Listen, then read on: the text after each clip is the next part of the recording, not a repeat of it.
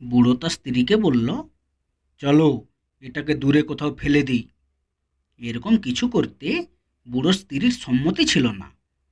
জবাবে সে বলল, দেবতা আমাদের উপর সদয় হন না, তাই মানব শিশুর বদলে উনি একটি ব্যাঙ দান করেছেন।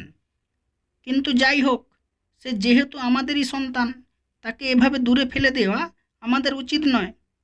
ব্যাঙ সাধারণত কর্দমাক্ত জলাশয়ে বাস করে, তাই আমাদের ঘরের পেছনের জলাশয়টাতে ওকে ছেড়ে দাও, ওখানেই সে বাস করুক।